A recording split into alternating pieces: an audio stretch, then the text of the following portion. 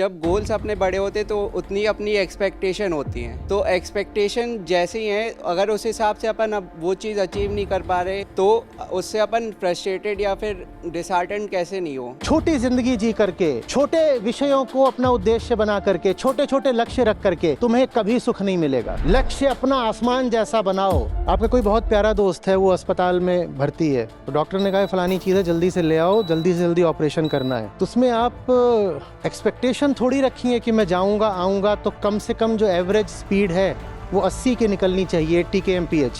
ये एक्सपेक्टेशन थोड़ी रखोगे। आप तो वास्तव में डैशबोर्ड को, स्पीडोमीटर को देखोगे भी नहीं। जितना आपके बस में होगा आप उतनी तेजी से गाड़ी भगाओगे और उतनी तेजी से वापस लाओगे। असली काम की पहचान ही यही है कि वो तुम्हारे भीतर वो ताकत खड़ी कर देता है जितनी तुम्हें पता ही नहीं थी। उसके बाद काम जिंदगी बन जाता है। वो बल तुम्हें दिखाई नहीं देगा जब तक तुम उसका आह्वान नहीं करोगे। इन्वोकेशन।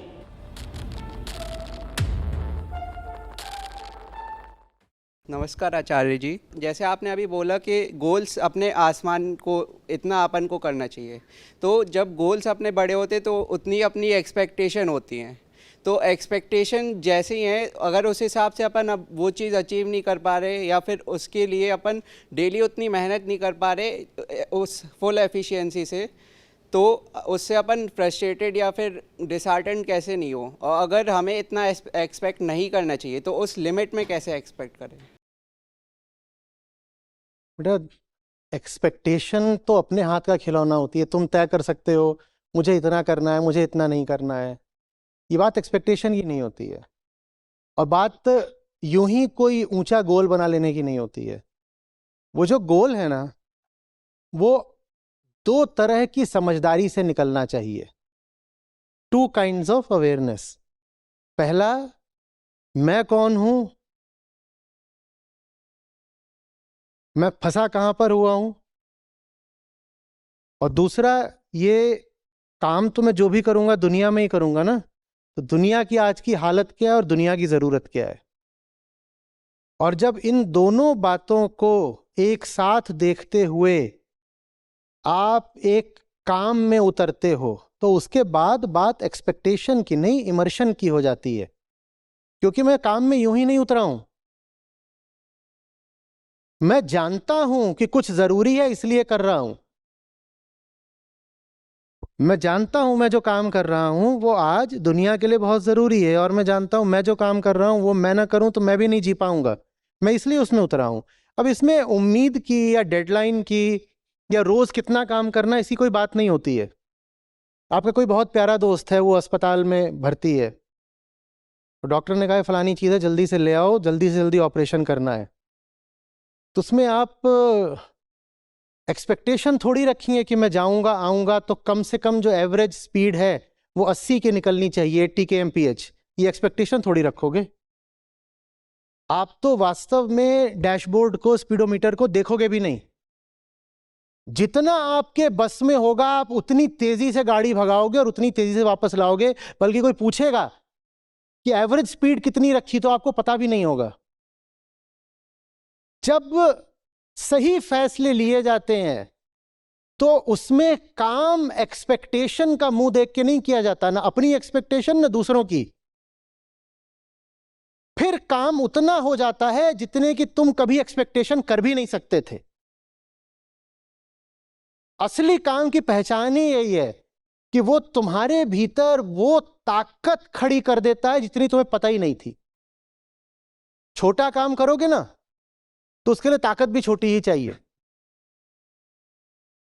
और छोटे काम करते करते स्वयं से भी हमारी अपेक्षा, उम्मीद, एक्सपेक्टेशन क्या हो जाती है कि मैं तो इतना ही कर सकता हूं। तो एक्सपेक्टेशन रख करके बड़ा काम नहीं किया जाता। बड़ा काम बस किया जाता है और फिर तुम के देखते हो कि बाप रे बाप, मैं इतना कर गया, इतना तो मैं कभी कर भी नहीं सकता था, ये मैंने इतना किया है। तुम खुद हैरान रह जाओगे कि मुझसे इतना कैसे हो गया। अगर मैं अपने लिए कोई लक्ष्य, टारगेट, गोल, डेडलाइन बनाता, मैं तो भी इतना ना कर पाता। जितना मैं सोचता हूं कि करने के काबिल हूं, मैंने उससे कहीं ज्यादा कर दिया। और वो हो गया क्योंकि जरूरी था। काम वो करो जो तुम्हारी समझ से निकला हो, काम वो करो जो दुनिया के लिए जरूरी हो। उसके बाद घंटे गिन के काम नहीं करोगे। उसके बाद अपनी थकान देखकर काम नहीं करोगे, उसके बाद काम जिंदगी बन जाता है। और ऊंची चीज तुम्हें मिले उसके लिए जरूरी है पहले कि तुम ये स्वीकार तो करो कि ऊंचे संघर्षों में उतरना है। अर्जुन इतने दिनों से थे श्री कृष्ण के पास, कृष्ण उनके दोस्त की तरह रहते थे, संबंधी भी हैं और सखा भी हैं, रहते थे। कृष्ण मिले हुए थे अर्जुन को, गीता नहीं मिली अर्जुन को। गीता तभी मिली जब अर्जुन ने सबसे भयानक युद्ध में उतरना स्वीकार किया, तब मिलती है गीता। जो बात अर्जुन को पता चली वो कभी नहीं पता चलती अगर अर्जुन युद्ध से भाग गए होते। अर्जुन ने अपना ही जो प्रचंड रूप देखा, अर्जुन की अपनी उम्मीदों एक्सपेक्टेशन से आगे का अर्जुन ने जो अपना योद्धा रूप देखा, वो अर्जुन खुद भी कभी नहीं देख पाते। गीता को अर्जुन कभी नहीं पाते अगर अर्जुन ने महाभारत का युद्ध स्वीकार नहीं किया होता और अर्जुन भागने को तैयार हो रहे थे। तो पहले जीवन में बड़े संघर्षों को आने तो दो। छोटी मोटी सुरक्षित जिंदगी जियोगे तो तुम्हें लगेगा कि तुम्हारी काबिलियत भी छोटी मोटी ही है। तुम्हारी बहुत बहुत बड़ी काबिलियत है, पर वो काबिलियत सक्रिय नहीं होगी, एक्टिवेट नहीं होगी अगर तुम जिंदगी में बड़ी चुनौती आने ही नहीं दोगे। अब तय कर रखा है जिंदगी में कि मच्छर ही मारने हैं, और बहुत लोग जिंदगी में सिर्फ मच्छर ही मारते हैं, और भीतर तुम्हारे एक टैंक बैठा हुआ है। तो उस टैंक का तुम्हें कभी पता लगेगा भी? क्योंकि मच्छर मारने के लिए टैंक की तो जरूरत होती नहीं ना। तो टैंक तुम्हारे भीतर पड़ा रह जाएगा जंग खाता हुआ, और तुम कभी जान नहीं पाओगे कि कितनी ताकत तुम्हारे भीतर थी, क्योंकि तुमने चुना यह कि जिंदगी में मच्छर मारने। बड़ा संघर्ष चुनो तो तुम्हें भी अचंभा हो जाएगा, मेरे पास टैंक भी है। हाँ, टैंक है तुम्हारे पास, पर वो तुमको उपलब्ध तभी होगा जब तुम पहले उतना बड़ा दुश्मन अपने सामने पाओगे। और हमारा यह है कि बड़ा दुश्मन हो तो हम लौट जाते हैं, चाटुकारिता करने लग जाते हैं, चरणवंदना करते हैं, कहते हैं इतना इनके पास बल है, इनसे पंगे थोड़े ही लेंगे। किसी के पास कितना भी बल हो, तुम्हारे पास उससे ज्यादा बल है, पर वो बल तुम्हें दिखाई नहीं देगा।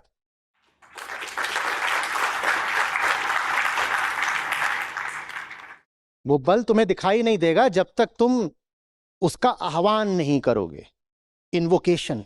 और वो इन्वोकेशन सिर्फ एक तरीके से होता है। ये मत देखो कि मेरी काबिलियत क्या है, ये मत देखो कि मैं खुद से कितनी उम्मीद रख सकता हूं, कितनी एक्सपेक्टेशन। कहो सही है तो करना पड़ेगा, सही है तो करना पड़ेगा। अब सर फूटे, माथा फूटे, तकलीफें आए, जूझना पड़े, दुनिया रूठे, सही है तो करना पड़ेगा। और जब करना शुरू करते हो तो पता चलता है अरे ये तो होने भी लग गया, मैं ये कर सकता था, मुझे तो पता भी नहीं था। वो करके ही पता चला कि कर सकता हूं। आप जवान लोग हैं, आपको पूरी जिंदगी जीनी है। अपने आप से पूछिए what to value, what is really important. इनके सस्ते जवाब स्वीकार मत करो, किसी और की बात को उधारी स्वीकार मत करो,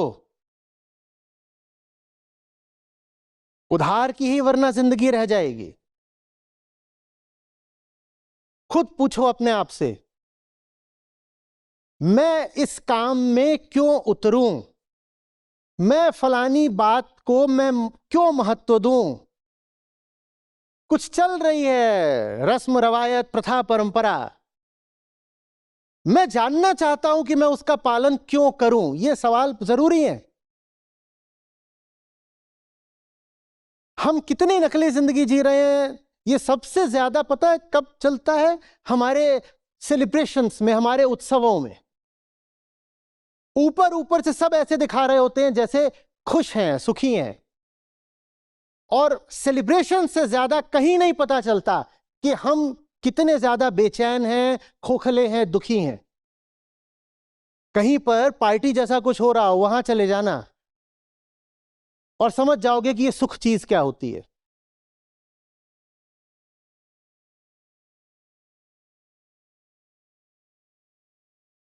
हुआ था मेरे साथ एक बार। आपकी उम्र का था, उससे भी जरा सा पहले की ही बात है। तो भाई सच्चिदानंद घन हम कहते हैं, भीतरी बात असली बात। आनंद को हम कहते हैं स्वभाव है, आनंद सबको चाहिए। मैं भी पार्टीज में जाता था और गया 2 बार 4 बार और फिर जाना बंद कर दिया। साथ वालों ने कहा कि क्या बात है तुझे नहीं आना, don't you love fun.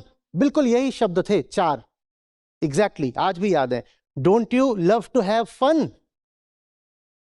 Don't you want to have fun. तो मैंने जवाब दिया था, I didn't find anybody there having fun and hence I will not come. हाँ हाँ, मुझे भी तब जॉय वाला शब्द नहीं था, तब फन की बात हुई थी, बिल्कुल साफ याद है, फन। तब उन्होंने कहा था फन, आओ will have fun, good fun. मैंने कहा I also want to have good fun, but where is the fun. मैं अपने आप से झूठ नहीं बोल सकता, वहां लोग बहुत सारे थे और बहुत कुछ हो रहा था और बहुत शोर था और म्यूजिक था और डांस था और ये वो खाना पीना हर तरह की चीज चल रही थी।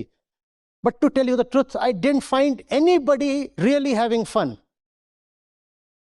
मुझे वो सब के सब मिजरेबल लगे, उदास और भीतर से हताश, और उन्होंने ऊपर ऊपर खुशी पोत रखी थी ऐसे। हे। हाँ जी आइए जी, आइए जी, गुड मॉर्निंग जी, आज तो बहुत अच्छा दिन है जी। Come on.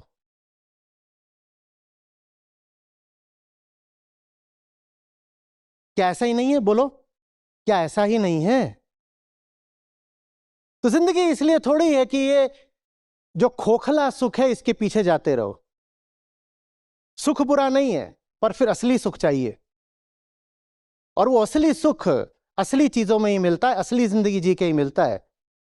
ये छोटी छोटी बातों से असली सुख नहीं मिल जाता। उपनिषद कहते हैं ना अल्पे सुखम, अल्प माने छोटा। छोटी जिंदगी जी करके, छोटे विषयों को अपना उद्देश्य बना करके, छोटे छोटे लक्ष्य रख करके तुम्हें कभी सुख नहीं मिलेगा। यो है भूमा तत्सुखम। भूमा माने बड़ा, विशाल, अनंत।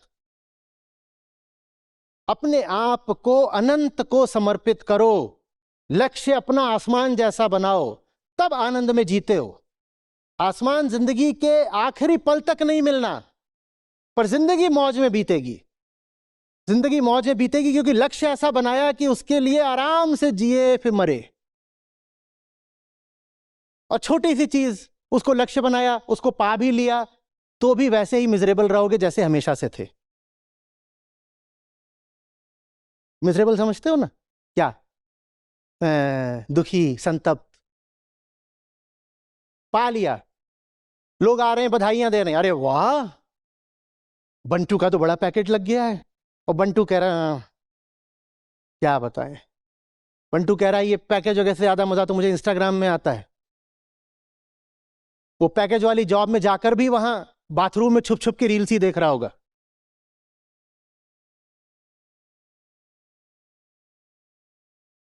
आपको पता है ना, ये बहुत बड़ी बड़ी कंपनियां हैं जिन्होंने अब ये करा है कि लेबोरेटरीज में, माने शौचालयों में, वो ब्लॉकर्स लगाते हैं। कौन से ब्लॉकर्स? कि वहां पर नेट नहीं चल सकता। और ये मैं बिल्कुल कई फॉर्च्यून 500 कंपनीज हैं उनकी बात कर रहा हूं। बेंगलोर में भी ऐसा खूब हो रहा है।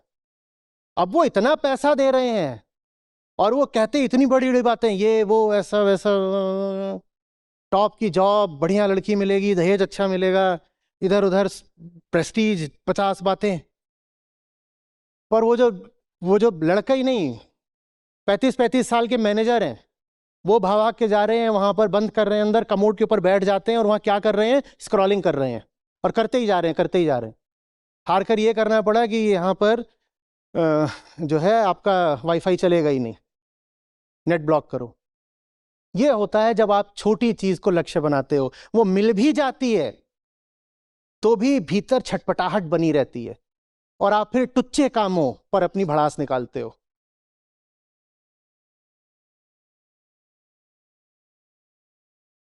ये सारा जो होता है वर्क प्लेस में, क्या बोलते हैं, एब्सेंटीज्म, एम्प्लॉय डिससेटिस्फैक्शन, डीमोटिवेशन, ये सब क्यों होता है? इसीलिए होता है क्योंकि तुम जिस नौकरी में हो सबसे पहले तुम्हें करनी ही नहीं चाहिए थी, तुम गलत काम में हो।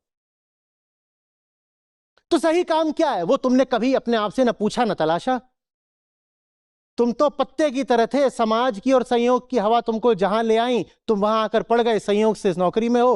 अब ये अर्थ नहीं रखता कुछ काम तुम्हारे लिए, तो जियोगे कैसे इसके लिए? तो घड़ी ताकते रहते हो कब समय हो जाए घर भागे, और कब 30 तारीख आए तो सैलरी मिले। किसी ने कहा है दुनिया में सबसे अगर बेकार कोई खोज है, the most futile of all pursuits, वो है द परस्यूट ऑफ हैप्पीनेस। जब कोई सीधे सीधे कहता है कि मुझे खुशी चाहिए, तो उसे सिर्फ दुख मिलेगा। जो कहता है मुझे खुशी नहीं चाहिए, मुझे सार्थकता चाहिए, उसे चुपचाप आनंद मिल जाता है। जो खुशी के लिए इधर उधर हाथ पांव फेंकता है, उसे खुशी तो क्या ही मिलती है, दुख मिलता है। और जो कहता है खुशी हटाओ, खुशी वगैरह की हम परवाह नहीं करते, मुझे सार्थकता चाहिए, पर्पस चाहिए, सही जिंदगी चाहिए, उसने मांगी थी सार्थकता, उसे सार्थकता के साथ में आनंद मुफ्त मिल जाता है। सार्थकता मांगिए, आनंद अपने आप मिल जाएगा।